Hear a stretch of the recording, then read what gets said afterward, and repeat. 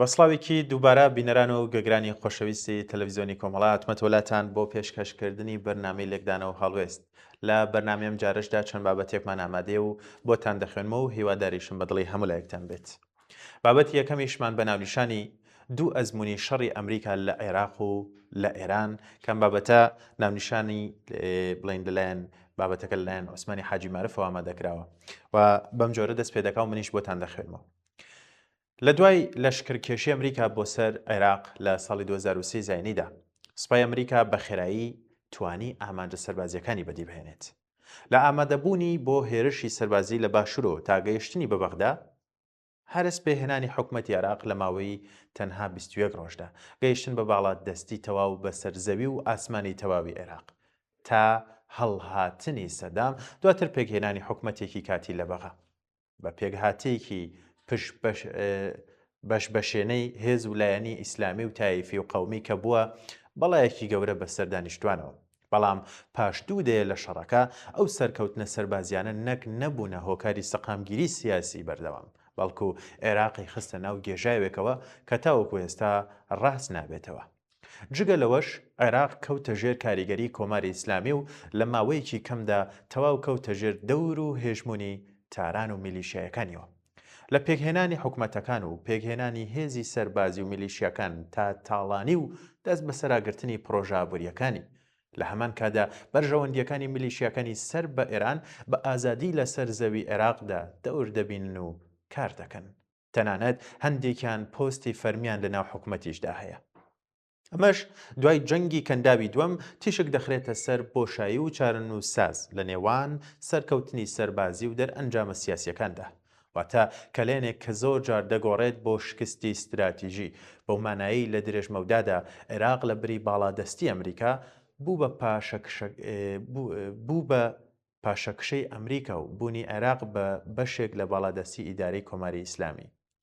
ئەو ئەزمموی جەنگەی لە عێراقدا ڕوویدا هۆشداریکی تۆند لە حاڵەتی نەرێنی و پوچەڵی لە ململانەی ئێستای ئەمریکا لەگەڵ ئێراندا دەسەلمێنێت.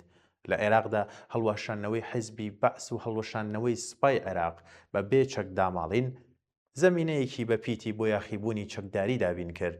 سەرکەوتنی سەربازی کردە ئاژاوەی سیاسی و بڵاوبوونەوەی میلیشیەکان و دروستبوون و باڵادەستی هەشتی شعبی. ئەوەی لە عێراقدا ڕوویدا ئەو بۆشاوەیە کە بەهۆی ڕووخانی ڕژێمەوە بەجێمە بە بەتاڵی نەمایەوە بەڵام بەو لایەنانە پڕکرایەوە کە لە سەرەتادا وەک ئۆپۆزیسیۆنی جۆراوجۆری سیر و سەمەرەی هاوپەیمانی بۆ ئەمریکا هاتنە سەر شانۆی سیاسی کە دوای داڕەمانی تەواوی ژێرخانی ئابووری و داڕەمانی پێگەی دەوڵەت و دەسەڵاتەکان لە عێراقدا بە سەرپەرشتی ئەمریکا ئیدارەی حکوومەتێکی تەوافقی بێسەروبەر دروستکرا کە دواتر بەپێی ئاڵوگۆڕ لە هاوکێشەی سیاسی و هاوسەنگی هێزەکان دەسەڵاتەکان و ناوچەکان دابەشکران.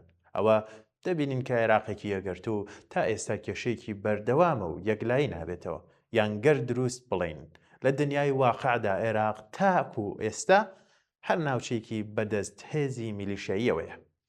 هەڵبەتە ئێرانیش زۆرترین ئامادەی و زەمینەی هەیە بۆ دووبارەبوونەوەی هەمان واقعەت و ئەزمموی دۆخی عێراق کە بە شێوەیەکی فراوانتر و مەترسیدارتر لەسەر خەڵکی ئێران دەکەوێتەوە. بە تایبەتی لە باری جیۆپۆلیتیکیەوە گەورەی ئێران و بوونی نەتەوەی جیاواز و جۆرەها ئۆپۆزیسیۆن لە هەمووی گرنگتر بوونی هێزی بەرفراوانی عەقیدەتی شیعەگرایی بەرگریکار لە کۆماری ئیسلامی کە دوای نەمانی کۆماری ئیسلامی دەبنە چەند پارچەیەک و هەلایەنێکیشان وەک هێزی میلیشیان ناوچەیەک لە ئێران بەدەستەوە دەگرن. هەر سەرکەوتنێکی سەربازی ئەمریکا نەک نابێتە سەرکەوتنی خەڵکی ئێران بەڵکو هەر لە ئێستاوە وێرانکاری و کارەسەتەکان و تێکدانی ژیان و گوزەرانی کرێکاران و زەحمەتکێشان و کاریگەریەکانی دەبینین. ئەمەش ئەو هەلومەرجەی دروست کردووە کە لە هەمان کادا بووەتە هۆی کارەساتی سیاسی. ئەم مەزمونەش بنبەست و وانەیەکی توندە کە استراتیژی ئەمریکا لە ناوچەکە بە دوای هەر بەرژەوەندیەکی سیاسی ناوچەیی و جیهانیەوە بوو بێت.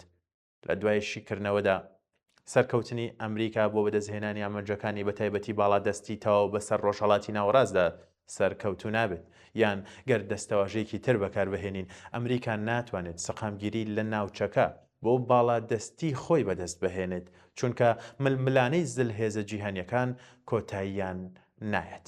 بەڵێ بینەران ناوبڕێکی کورد وەردەگرم و دێمولاتەن.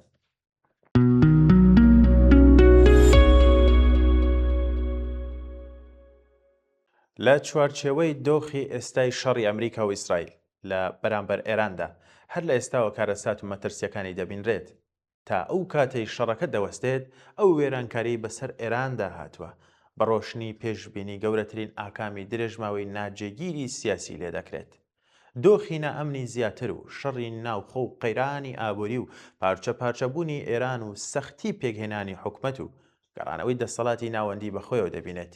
لەلایەکی ترەوە ئەوەی پێویستە ئاماژەی پێ بدەین سوپای پاسدارانی ئێران تەنیا دەستگا و هێزێکی سەربازی نییە، بەڵکو لە نێوان بڕێکی گەورەی ئابووری ئێرانیان بڵێن کۆنتڕۆڵ کردووە باری ئابووریەکەی. کۆمپانیا گەورەکانی بیناسازی پەیوەندیەکان و پترۆکیمیایی بەڕێوە دەبن و ئەمە جگە لە تۆڕە دامەزراوەکان کە هاوتەریب لەگەڵ دەوڵەتەکاندا دەڕۆن. دوای کۆتایی ژیانی خامنەیی لە سەرەتای هەڵمەتی سەربازی ئەمریکا و ئیسرائیلەوە سوپای پاسداران ئێران بووەتە دەسەڵاتی دیفاکتۆی حکومڕانی.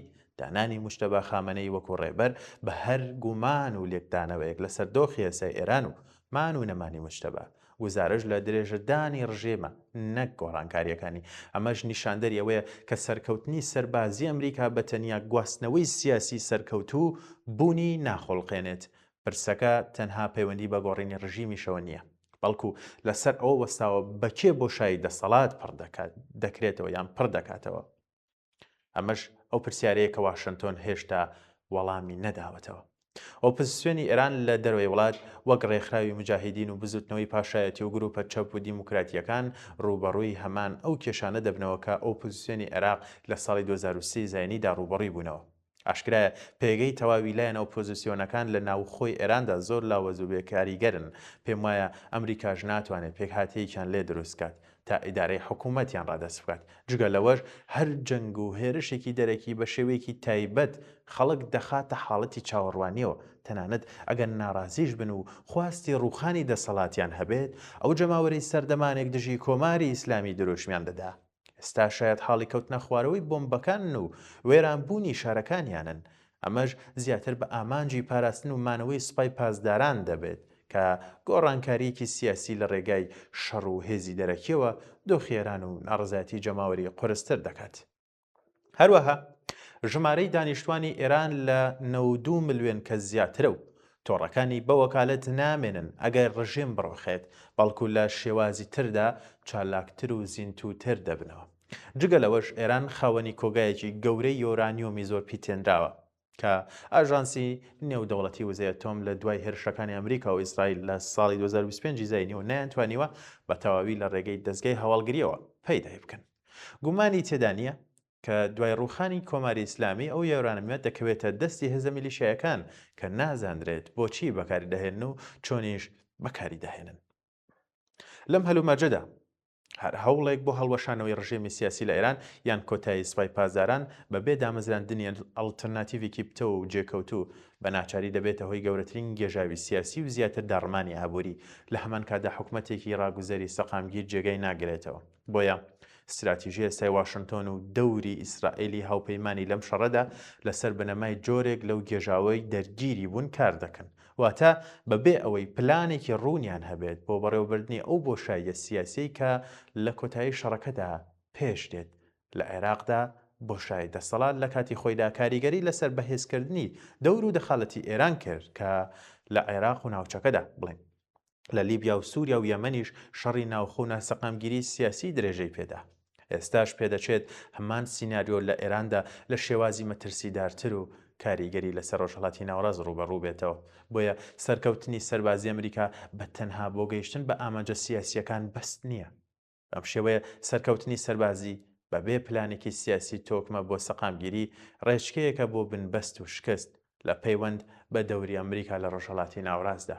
بەڕۆشنی دەبینین هەر لە ئێستاوە و شەڕێک لە دژێران دەتوانێت هەمان ڕێبازی کارەساتبار بگرێتە بەر کە ئایندەی ئێران بۆ درێژماوە لەو پەڕی گێژا و ناسەقامگیریدا ڕابگرێت. ئەوەی شایانی شەرمەزاریشە.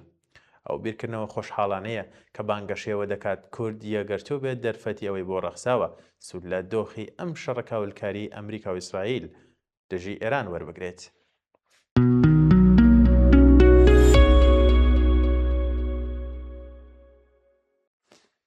تەکنەلۆژیا و باوەڕ لە پەراوێزی جەنگی ئێراندا مەناونیشانی بابەتێکە کە لەلایەن دلێر محەممەد نووریەوە نووسراوە و کورتەیەکیتان بۆ دەخوێنمەوە.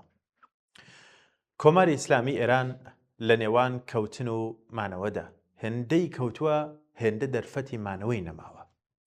گەر لەم گەڕی دووەمی پلاماردانی ئێرانیشدا نەبێ، ئەوە هێندە لاواز و بەهێز کراوە کە بە تەوژمێکی جۆری بەرهەڵەستی ناوخۆیی ئەگەری ڕووخانی زۆرە.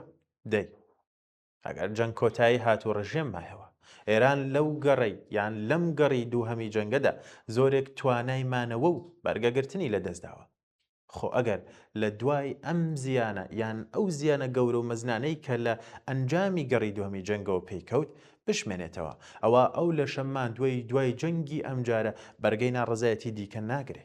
بۆ مانەوەش دەبێت لە جاران ستەمکارتر، دڕندەتر خۆی نیشانی ئێرانیەکان بدات.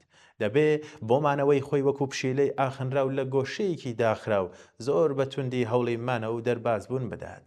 وە گاشکراشە ستەمکردن و سەرگرتنی پرۆسەی ستەمکردنیش پێدراوی خۆی هەیە. پرسیاری گرنگی ژەوەیە ئاخۆ ڕژێمی ئێستای ئێران پێدراوەکانی ستەمکردنی پێمەوە؟ وەڵامەکە بێگومان نەخێرە. بۆچی؟ چونکە زۆرێک لە ئێرانیەکانی کە پاڵپشتی ڕژێمن بەکرێگیرا و کۆیلەی موچەن. موچەواتە پۆڵ و یارمەتی. کەسێکی ژامادەیە لە پێناو موچە بەرگری لە ڕژێمێ بکات تا ئەو شوێنی ڕژێمەکە بەهێز و ڕاوەستاو بێ. دەنا گەر ئەو ڕژێمە لە لێواری ڕووخاندا بێ، ئەوە زۆر ئاسانتر هەڵدەگەڕێتەوە و دەچنە بەرەی بەهێزەوە. دژ بە ڕژێمێکی بەهێز کە نەتوانێت بەرگری لە خۆی بکات، چ جای لە دار و دەستە و تاقمی بازنەی سێی و چواری دەوری ناوەندی دەسەڵات. ئەوەی دەمێنێتەوە بۆ بەرگریکردن لە ڕژێمەکە خودی ناوەندی دەسەڵات و بازنەی یەک و دوی دەوری ئەو ناوەندە و باوەڕداران بە ڕێباسی شیعەگەرا و تاوانباران لە ڕشتنی خوێنی خەڵکی ئێراندان. ئەمانەش بۆ خۆیان کەمینەی ڕەهان لە چاو ناڕزایەتیەکانی کۆمەڵگای ئێران. هەموو ئەمانەش کە باسمان کردن لە ئەگەری مانەوەی ئەم ڕژێمە دوای کۆتایی هاتنی جەنگ بە هەڵکردنی ئاڵای سپی بۆ ئیسرائیل و ئەمریکا پێشبینی کراوە. بەڵام ئەوەی کە مەترسیدارتر و پێشبینی نەکراوە بەردەوامی جەنگە تا کۆتایی و ڕووخاندنی ئەم ڕژێمە ئیسلامیە شیعەگەرایە.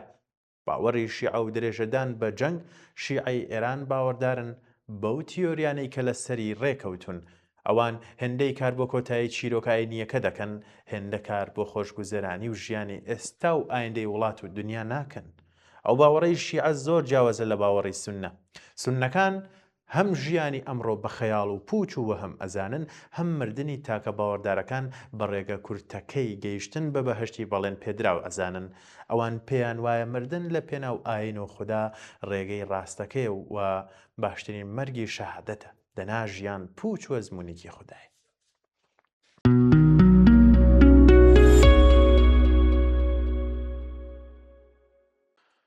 فارس نەورۆڵیش بابەتێکی نووسیوە بە ناونیشانی ترامپ ناسی. بەم جۆرە دەست پێ دەکات بۆ ئەوەی لە هەر بابەتێک یان دیاردەیەک تێبگەیت، ئیتر ئەو بابەتە پەیوەندی بە دەوڵەتەوە هەبێت یاخود ژیانی کەسێکەوە یان حیزب و ئاین بێت، دەبێت لێی وەربینەوە و بە خوێندنەوەیکی زانستی هەڵسەنگاندنی بۆ بکەیت. لەم ساڵانەدا دیاردەیەکی نوێ لە سیاسەتدا و لە ئاستی جیهاندا سەری هەڵداوە. زۆر جار بە ترامپیزم ناو دەبرێت، واتە شێوازێکە لە جوڵەی سیاسی و سەرکردایەتیکردن لە کەسایەتی ترامپدا، بەڵام بۆتە پارەدایمێکی نوێی جیهانی. ئەم شێوازە لە ڕەفتاری سیاسی ترامپ لە ترامپ ناسیدا دەتوانین لە چەند تایبەتمەندیەکدا ئاماژەی پێ بدەین. لەوانە: یەکەم، پۆپۆلیستی، دووەم، سادەکردنەوەی بابەتاڵۆزەکان و سادەکردنەوەیان تا ئاستێکی گشتی بۆ ناو خەڵک، سێەم، بەکارهێنانی شێواز و زمانی کۆمیدی و هەستیار، چوارەم، بەکارهێنانی میدیای خێرا، پێنجەم، کۆنتڕۆڵکردنی ئەجێندای سیاسی. ئەگەر چی دەکرێت تایبەتمەندی زیاتری هەبێت کە لە سادەکردنەوەی بابەتاڵۆزەکانەوە سەرچاوە بگرێت. ترامپ لەسەر هەرکایە و ڕووداوێک بۆ ئەوەی بە ئاسانی و بە خێرایی بگاتە خەڵک و کاریگەری خێرا دروست بکات، دێت لە ڕستەیەکی کۆمیدی کوردە، بە تایبەتی لە پەیوەندیە نێو دەوڵەتیەکاندا پەیامی خۆی دەگەێنێت. لێرەدا میدیا و تۆڕە کۆمەڵایەتیەکان بەدانانی خێرای وتە و ڤیدیۆکانی سەرۆک ترامپ کاریگەری لەسەر هەستی خەڵک و بڕیارەکان دروست دەکەن، بێگەڕانەوە بۆ داتا و زانیاری و ژمارەکان. بۆیە دەبینین دژبەیەکی لە لێدوانەکانی ترەمدا لە سیاسەتدا جێگای خۆی کردوێتەوە بە جۆرێک هەم دەتوانێت استراتیج جێبەجێ بکات هەم تاکتیکی نوێی سەرکردایەتیکردن نیشان دەدات چونکە ئەم جۆرە لێدوانەی ترامپ بڵین بەردەوام میدیا و ڕکابەرەکانی ماندوو دەکات تا ئەو ئاستەی توانای وەڵامدانەوەی دروستیان نامێنێت لە بەرامبەر لێدوانەکانی ترامپ لە هەمان کاتدا بەم سادەی و کۆمیدی قسەکردنە لە ئەنگرانی ترەمپ دڵخۆش دەکات بە تایبەتی لەسەر ئاستی گەنجان بۆ تێگەیشتن لە لێدوان و ڕەفتارەکانی ترەمپ نابێ بەو دەربڕینە سادەیانەی ترەمپ بکەوینە هەڵەوە و یان هەڵە وەرگرتنەوە بەڵکو دەبێت قوڵتر و ماناداتر پشتەوەی لێدوانەکانی بخوێنەوە چونکە ترامپیزم دیاردەیەکی نوێی سەرکردایەتی کردنە لێرەدا پرسیارێک دێتە پێشەوە ئایا ئەو دیاردە و هەڵسو کەوتەی ترامپ و ترامپیزم ئەمریکا دەگەیەنێت بەکوێ ئایا هیمەنەی ئەمریکا لە ئاستی جیهان بەهێز دەکات یان لاوازی دەکات ئایا متمانە و ناوبانگی ئەمریکا وەک نمونەیەکی باڵای دیموکراتی و ئەخلاقی لە جیهاندا